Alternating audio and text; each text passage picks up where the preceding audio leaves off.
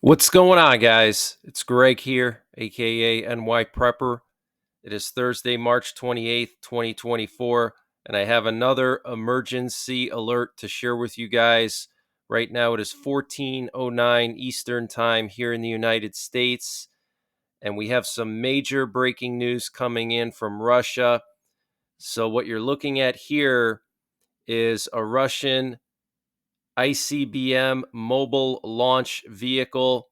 This is the RS-24 Yars, and this is fresh video footage coming out of Siberia showing this RS-24 Yars doing a drill on dispersing to the countryside. Okay, so these trucks have a giant missile on them, a nuclear missile. They're kept in these garages, and if there's a nuclear war or there's a time of heightened tensions, they disperse these into the forest. And you can see here they're putting up snow camouflage netting over this truck so it can't be seen. And so this is a huge danger for the US during a nuclear war because Russia has hundreds of these launchers and they can just disperse them into the wilderness and hide them. It would be impossible for us to find where they're located. So I find the timing very interesting that they would suddenly decide to do an exercise like this. This was in Irkutsk. Okay, now we also have some major breaking news about the concert hall attack in Moscow. So apparently today, Russia has proven the connection between the Moscow terrorists and Ukrainian nationalists. Russia's investigative committee into the concert hall attack says it has uncovered evidence that the gunmen who killed more than 140 people in an attack on a concert hall last week are linked to Ukrainian nationalists. In a statement, it said the attackers received significant amounts of cash and cryptocurrency from Ukraine. As a result of work with the detained terrorists, an examination of technical devices seized from them, and an analysis of financial transactions, evidence of their link with Ukrainian nationalists has been obtained, Russia's investigative committee said in a statement. So basically, they conducted digital forensics on some computers or smartphones, and apparently they found some connection there to Ukraine, and specifically, Ukraine paid these terrorists cryptocurrency and cash. And Russia says that they have evidence of these transactions. Okay, so basically, what Russia is saying is that Ukraine paid these terrorists, okay, to do this. And they're specifically saying Ukrainian nationalists. So my guess is they're probably going to put the blame on the Ukrainian partisans that are fighting in Russia right now, okay? So this is extremely serious, guys, okay? Russia is now officially blaming Ukraine for this shooting, and I think Putin is going to escalate in a major way. We also have the situation between Belarus and Lithuania and Poland. Belarus has moved thousands of troops to the border of Lithuania and Poland. And yesterday, the leader of Belarus visited his troops right on the border with Lithuania. And NATO yesterday moved dozens of armored fighting vehicles just within a mile of the Belarus border in Medininkai, Lithuania. So it looks like we're going to see a massive attack on Lithuania and Poland by Belarus. Okay, and I think it's going to happen simultaneously as Russia launches their big offensive in Ukraine. Okay, Russia is going to be mobilizing 500,000 troops for this new offensive. And at the same time, Belarus is going to go for the Suwalki Gap. So this is going to cause a lot of chaos in NATO because NATO has never been attacked before. And so they're going to have to figure out how to deal with both of these situations. A massive breakthrough in Ukraine with Russia penetrating the front lines and possibly going for critical cities like Kiev and Odessa. And simultaneously, they're going to have to deal with Belarus, backed by Russian forces in Belarus, trying to take the Suwalki Gap, attacking Poland, attacking Lithuania, attacking Latvia, potentially Estonia as well. So it's looking really, really bad, guys. I hate to bring bad news right before Easter, but this is the reality, okay? The reality is that we're going to see an attack on NATO by Belarus and Russia in the coming weeks. And at the same time, we may see a massive breakthrough in the Ukrainian front lines. Okay, the West is panicking. They're afraid that Russia's going to break through the Ukrainian lines. And that's why they've been talking about sending troops there. That's why the French president has been talking so much about sending troops. And Russia's ambassador to Poland, Sergei Andreev, has apparently left Poland. Okay, this is a very, very serious situation here. For the Russian ambassador to just suddenly leave Poland, that's a huge sign that something is about to go down, okay? They don't do that unless there's a war about to happen, okay? And they want to leave the country before war breaks out. So this is very, very serious. And what you're looking at here is a screenshot showing two U.S. B-1 nuclear-capable bombers taking off from Meron Air Base in Spain and heading north. And they turned their transponders off before they left Spain. So I don't know where they went, but my guess is they probably went up to Russia's Kola Peninsula, where Russia has most of their nuclear-armed subs. And this would be the third B-1 bomber approach to Russian territory in the last week. Okay, they already approached Russian territory twice before, once over the weekend and then once earlier this week. So this would be the third time, okay, which is very, very provocative because they're literally flying right up to Russia's Northern Fleet base. Okay, which is very, very important for the Russian military. So this is extremely provocative. This update was sponsored by My Patriot Supply. Guys, My Patriot Supply has brought back their 25% discount on their 3-month emergency food supply. And to get the discount, you got to use the link preparewithnyprepper.com. And the link is in the description below this video. But this 3-month emergency food supply has a 25-year shelf life. It includes over 2,000 calories per day, breakfasts, lunches, dinners, drinks, and snacks, all contained within 6 rugged, water-resistant buckets, and free shipping is included. So use the link preparewithnyprepper.com to get $200 off or 25% off of the My Patriot Supply 3-month emergency food supply. The link is in the description below this video. Free shipping is included.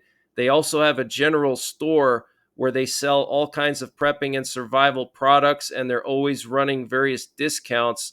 And to get to their general store, you just got to click on the My Patriot Supply logo when you get to preparewithnyprepper.com at the top of the page, and you'll see their general store where they sell all kinds of prepping and survival products, and they're always running discounts here. So use the link preparewithnyprepper.com to get 25% off of the My Patriot Supply 3-month emergency food supply, and the link is in the description below this video.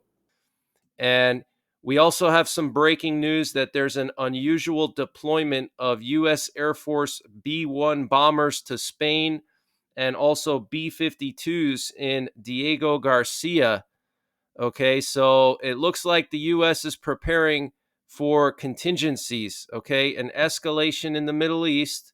That's why they moved B-52s to Diego Garcia, and then B-1s in Spain, which would be an escalation in Europe.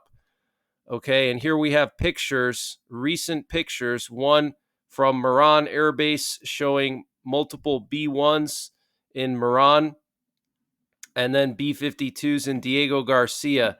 So something's going on here, and here we have pictures released yesterday by U.S. Indo-Pacific Command showing B-52s on the runway in Diego Garcia. They're saying that this is routine, which I do not believe. This is definitely not a routine deployment. Okay, and for those of you guys who don't know, the B-52s can carry air-launched cruise missiles, and they're actually part of our nuclear triad. Okay, so they're not stealthy, but they can carry missiles that have a 2,000-mile range, and those missiles have nuclear warheads on them. And here we have a video of the president of Belarus visiting the border of Lithuania, visiting his troops there, which have been put on wartime status, thousands drafted, hundreds of tanks and armored vehicles, literally just 10 miles from the border with Lithuania. And he talks about having to send troops into the Suwalki Gap. He's asking his commander here, how many kilometers is it from Belarus to Kaliningrad? And they just have a discussion here. And then he says that they're going to have to deal with the Baltic republics and take part of Poland. He says, but at the moment, you will have to resist the Baltic republics and you are taking over part of Poland. He's basically giving him orders. He's giving his commander orders. He's saying, at that moment, when you invade and go for the Suwalki Gap, you're going to have to resist the Baltics, and at the same time, you're going to have to take over part of Poland. That's what he's saying. Okay, and then his commander here says, yes, there is a small part of Poland, the northeast part. So this is very, very serious, guys. And here's one of the brigades that the Belarusian army has moved to within 10 miles of the Lithuanian border, very close to Lithuania's capital, the 19th Mechanized Brigade of the Belarusian army, which has hundreds of tanks and armored combat vehicles. Okay, 62 T-72s, 219 combat armored vehicles, 78 artillery systems, 14 air defense systems, all within 10 miles of the Lithuanian border. And this afternoon, we have this Russian military transport plane going to Kaliningrad.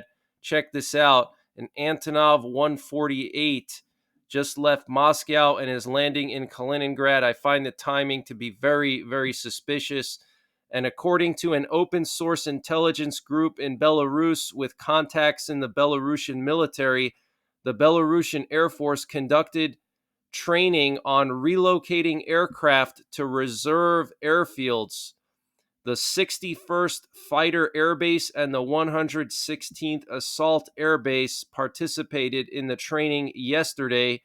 Pilots from Baranovichi practiced the redeployment of aircraft to Minsk National Airport, and pilots from Lida relocated to Babruisk Military Airfield, according to the Ministry of Defense of Belarus. The purpose of this is to avoid enemy strikes on aircraft. So you see what they're doing, guys? Okay, they've put all their infantry and armor right on the border of Lithuania and Poland, and they're practicing relocating their air force to airfields that are further away from Poland and Lithuania in the event that Poland launches airstrikes on the Belarusian fighter jets. They're basically moving them deeper into Belarus, okay? Because Lida, for example, Lida is right on the border with Lithuania and Poland. Okay, Lida is right here. Lida is right up here, and they're going to move them back all the way to eastern Belarus, okay, and then to Minsk, the capital. So this is a huge sign that Belarus is preparing for war, okay? And I'm telling you, it's going to happen very soon. As soon as the ground dries up, And Finland is going to suddenly be speeding up the construction of their border fence with Russia. And the Ukrainian capital, Kiev, has adopted new security measures due to possible increased missile attacks and the threat of infiltration of saboteur groups in the city. Due to the latest statements of the leaders of the Russian Federation, it was decided to increase the number of law enforcement officers on the streets of the city to provide access to shelters and to monitor messages on social networks more carefully. So they're very concerned about spies and spotters for these Russian missile attacks, okay? Because there's a lot of Russians that live in Ukraine and they've been acting as spies and spotters for Russia, okay? They give information to Russia about targets and they do bomb damage assessment.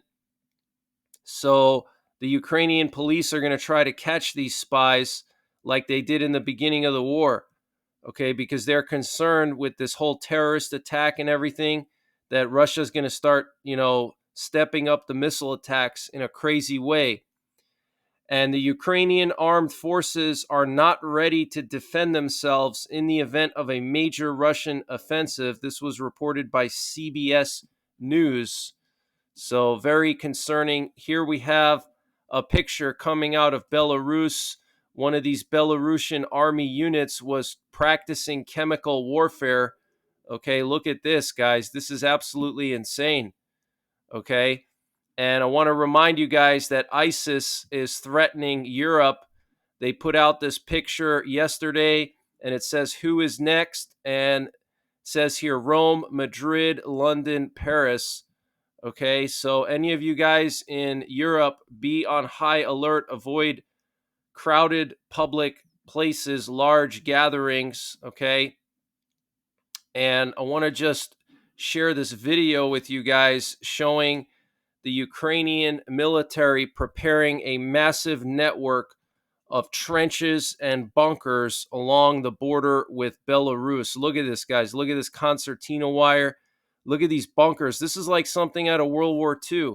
Okay, if you watch like any good World War II movie, I mean, look at this, guys. This is the world we're living in now. Okay, the casualties in Ukraine are absolutely insane. Both sides, Russia and Ukraine together, have probably lost 500,000 troops already. This is the most casualties we've seen since the Korean War. And that number is only going to skyrocket. Okay, it's only getting worse and worse. And now with this concert hall attack and Russia blaming it on Ukraine, Russia's going to escalate in a massive way. I think Putin is going to go for the jugular this year before Trump gets elected because Putin is afraid of Trump. He knows that Biden is predictable and he's relatively scared to do a lot for Ukraine. So now is his opportunity. Now is Putin's chance to deal a death blow to Ukraine and NATO because he sees that NATO is depleted. Okay, NATO has not gone into wartime production like Russia has. Okay, so NATO is depleted. They've sent all their equipment to Ukraine and a lot of it has been used or destroyed. Ukraine has run out of equipment. NATO has run out of equipment. And we have an 80-plus-year-old president, okay, who on some days forgets his own name. So if you're Vladimir Putin, this is your opportunity, okay? You're looking around and you're saying, okay, this is the best chance I got is right now. So I'm very concerned about the next couple of months, okay? Get prepared. Make sure you have a nuclear war survival plan. Check out my nuclear war survival videos. And we're seeing a massive buildup of Russian forces in Luhansk region. That's in eastern Ukraine, just north of Donetsk. So it's possible that Russia may try to break through the front lines in the Luhansk region. Okay, but locals there have reported seeing dozens of fuel trucks and Ural trucks. These are logistical vehicles. Okay, you don't move that much stuff around unless you're planning some kind of offensive. Okay, 20 plus fuel trucks is insane. and also lots of tanks going into Luhansk. So it looks like Luhansk may be the area where Russia tries to break through. And we have a Polish lieutenant general who was working on a joint EU-NATO team responsible for supplying weapons to Ukraine. Apparently, he was fired after Polish counterintelligence found out he was spying for Russia. Wow, that's this guy right here. His name is Jarosław Gromadzinski. Okay, he was a commander of the Euro Corps, so he was on a team responsible for supplying weapons to Ukraine, and he was a spy for Russia, guys. This is absolutely insane. So who knows what kind of information Russia learned because of this guy. And Ukraine and Poland have reached an agreement on the situation with the Ukrainian grain exports. The Polish Prime Minister and the Ukrainian Prime Minister met in Warsaw today, and apparently they're going to propose to the European Commission that Ukraine and Poland jointly control the border checkpoints between Ukraine and Poland, and they're very close to finding a solution, apparently, on this situation. So that's some good news. And Russian propagandists on Russian TV last night said that Russia needs to restore historical justice by capturing Finland, Poland, the Baltic states, and Alaska. And sending NATO troops to Ukraine would be really dangerous and would bring the risk of a world war closer, said Hungarian foreign minister. And Putin made some statements yesterday. He said F-16 fighters can carry nuclear weapons, and if they are supplied to Ukraine, we will take account of that in our plans.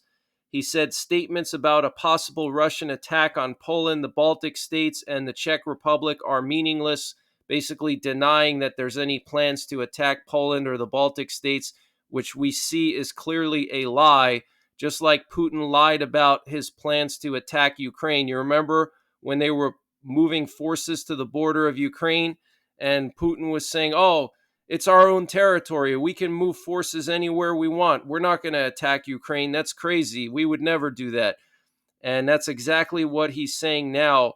And that's exactly why he will attack Poland and the Baltic states. And he also said that Russia will destroy F-16s just like other military aircraft and tanks if they are delivered to Ukraine.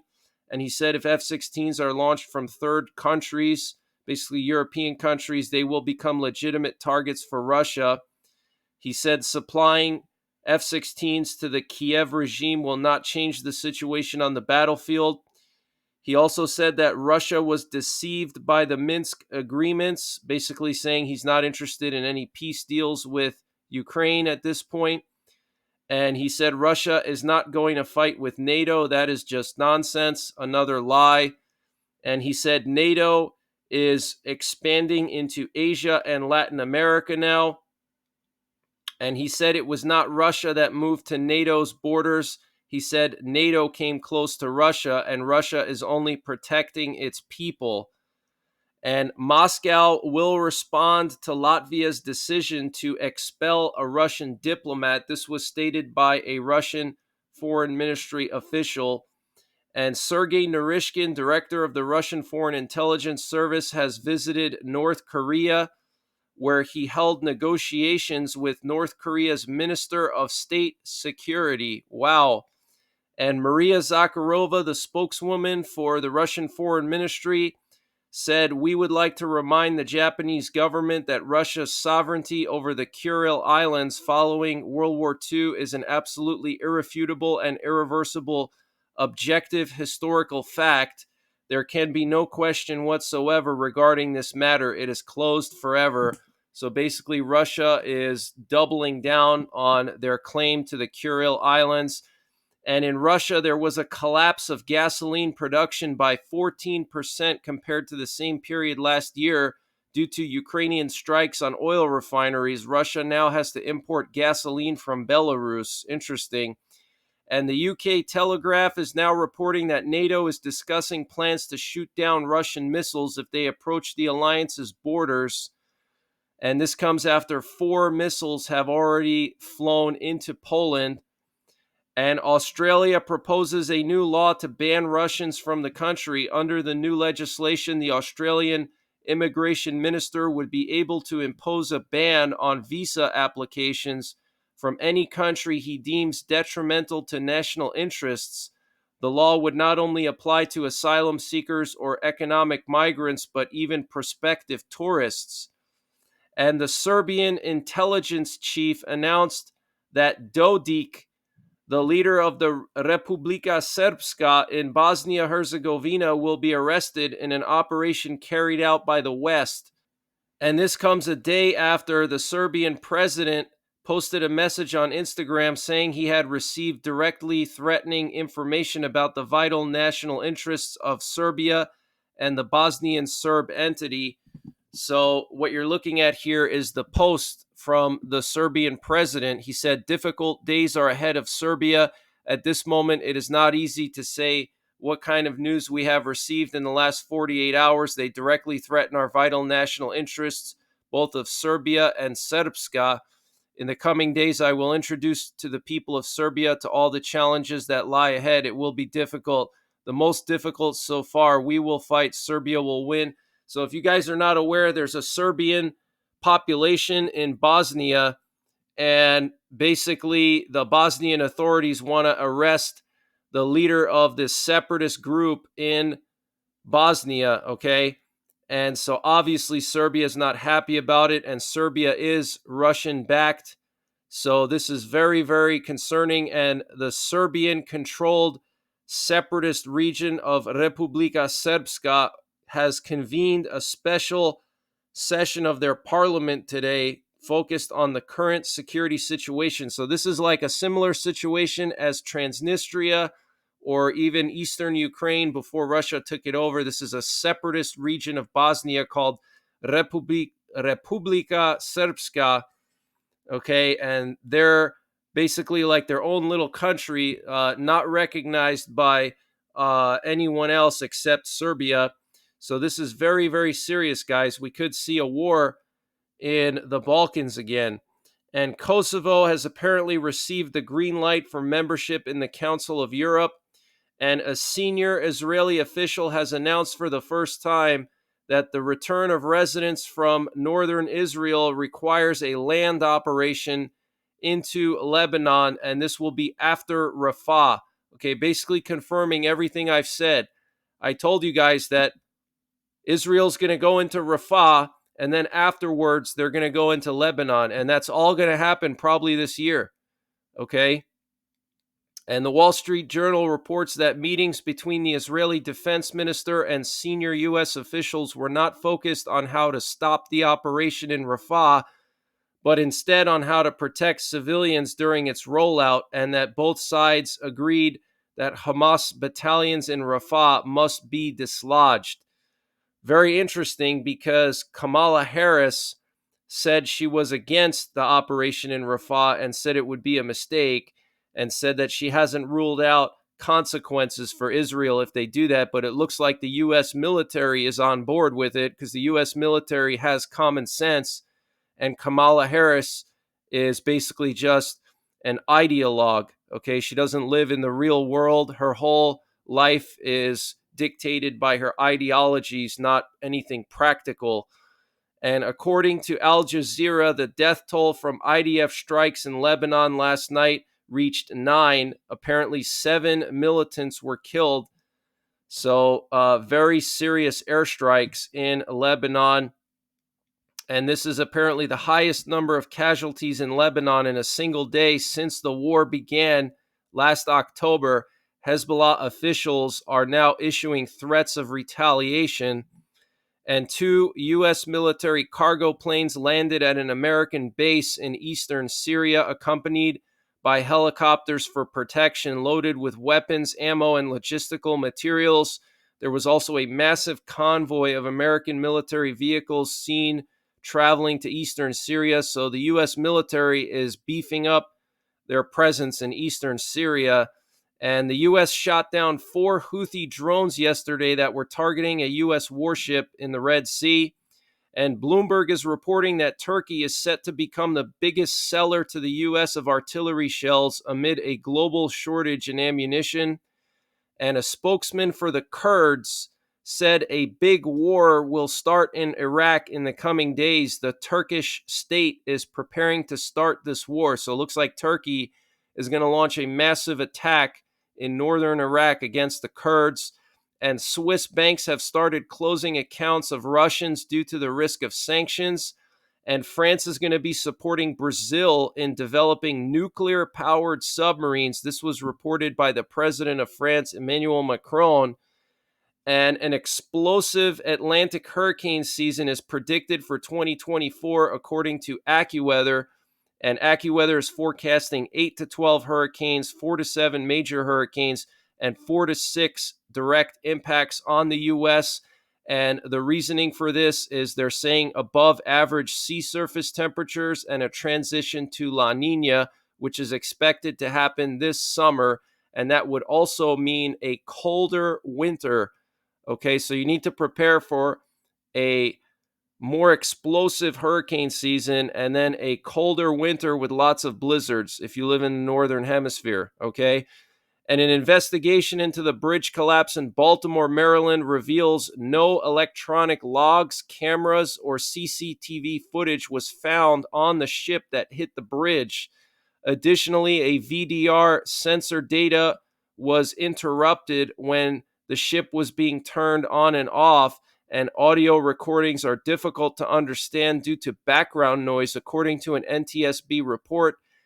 The investigation is going to last 1 to 2 years. So very suspicious, guys. No electronic logs, no cameras, no CCTV footage. I mean, what kind of ship is this? Okay. And 5 men from West Texas have just been arrested for trafficking military-grade weapons to drug cartels.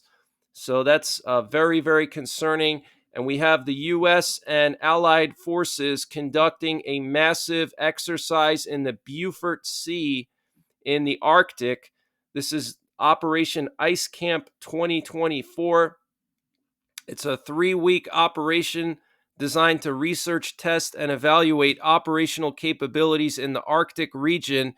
In addition to the U.S. Navy, Army, Air Force, Marine Corps, and Space Force participation in the exercise, personnel from the Royal Canadian Air Force, the Royal Canadian Navy, the French Navy, and the British Navy, and the Australian Navy are participating.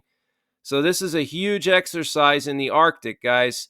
Absolutely insane and very suspicious considering everything going on. But basically all branches of the U.S. military will be taking part in this exercise in the Arctic, okay? And we also have some breaking news coming out of Mongolia. Apparently, China has built a military training ground in Inner Mongolia, and it's a 1-to-1 replica of the Taiwan presidential palace.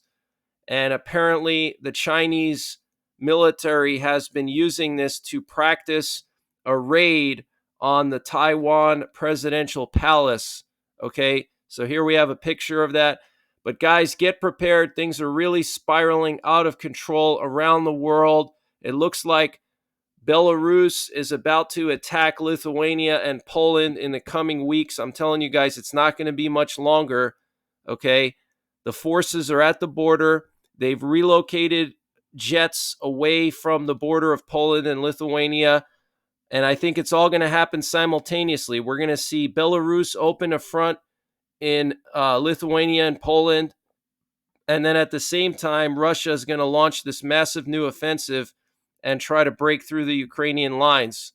Okay, and Russia is going to try to go for the jugular. And now they're connecting these terrorists to Ukraine. Supposedly, the Ukrainian nationalists, sent money to the terrorists. So this is very, very serious, guys. So I will be back later on tonight with more breaking news. I want to just let you guys know that over the weekend, you may see less updates from me because it is Easter weekend and I am a Christian. And so I will be busy going to church and celebrating with my family the resurrection of our Lord and Savior Jesus Christ. So you may not see as many updates from me, but I do have a lot of firearms content and outdoors content lined up that I will be posting. So just wanted to let you guys know that. Okay, I'm going to try my best to at least put out one update a day over the weekend. But starting tomorrow through Sunday, it might be limited. Okay. So that's pretty much it for this one, guys. I will be back later on tonight with another update. And until then, take care, God bless, and don't forget the 3 Ps: prepare, practice, and persevere. Guys, the world is getting crazier by the day. We're on the verge of World War III. The U.S. is drowning in trillions of dollars in debt. Inflation is at an all-time high, and there's no end in sight. So you need to prepare your finances for the future with precious metals. Precious metals are a great way to protect your hard-earned savings and retirement against inflation and the uncertainty of the stock market. Also, precious metals are good to have for the purposes of preparedness, to be able to barter with people for essential supplies if the grid goes down. Every prepper should have at least a small amount of silver coins. The company I trust for my precious metals is Midas Gold Group. Text NYPrepper to 232425 for free information on precious metals. Midas Gold Group is 100% veteran owned and supports veterans through the Wounded Warrior Project. Midas Gold Group will work with you to convert part of your retirement savings into gold or to set up a gold IRA. And unlike many precious metals dealers, Midas Gold Group offers precious metals in small denominations, which is great for preparedness, so you have something tangible to use for bartering when the grid goes down. Precious metals have continuously risen in price over the past 100 years and are considered a safe investment. So text NYPrepper to 232425 for free information and to get started today.